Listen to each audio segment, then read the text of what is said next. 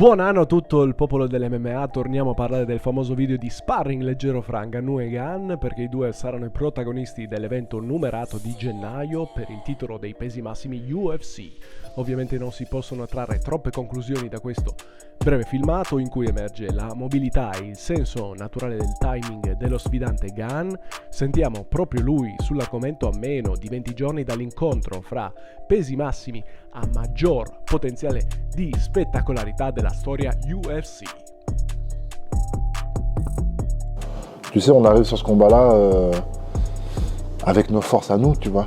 On n'est pas là pour aller contrer ses forces à lui. On n'est pas là pour, pour aller le battre dans son domaine.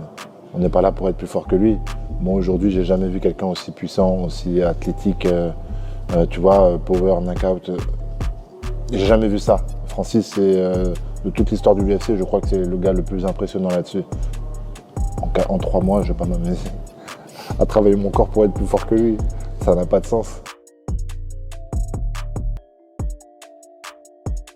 Là, c'est vrai que c'était une partie, je suis quelqu'un d'honnête, je ne vais pas mentir, c'était une partie où, bon, c'était assez posé et moi, j'arrivais à développer tranquillement ce que je faisais, tu vois. Il y a eu des sessions de sparring où il me mettait plus mal à l'aise que moi, je le mettais mal à l'aise.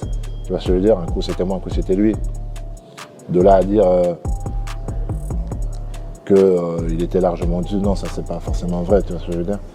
Et c'est vrai que ces séquences-là, c'est des séquences qui m'ont mis en valeur. Ouais.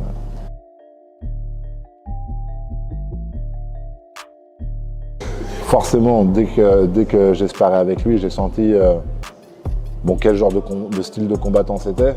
C'est quelqu'un qui est pas trop dans la technique. Ben, ça s'est vu un peu pendant les sparring du coup, parce que du coup, quand moi je voulais tourner un peu technique, bon, ben, je voyais bien que techniquement j'étais au-dessus. Et dès qu'il voulait mettre le power, bon, ça cassait un peu le délire du sparring, tu vois, ça mettait du power, etc. Très clairement, j'ai senti sa force de connexion, tu vois, sa force de punch, tu vois. Bon, comme je me répète un peu, j'ai jamais vu quelqu'un aussi puissant que lui. Aujourd'hui, que ce soit dans la boxe anglaise ou dans le MMA, je vois pas quelqu'un plus puissant que lui.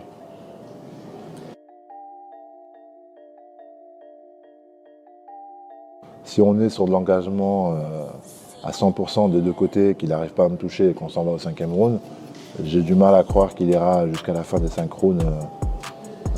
Il y aura forcément des grosses failles dans son jeu. Ça, c'est une certitude. Mais encore une fois, bah, ça résume bien le combat. Hein. Si je ne mange pas une cacahuète de sa part, je pense qu'on peut appliquer le game plan et on a tout ce qu'il faut pour gagner. Tu vois. Mais encore une fois, il ne faut pas prendre des cacahuètes.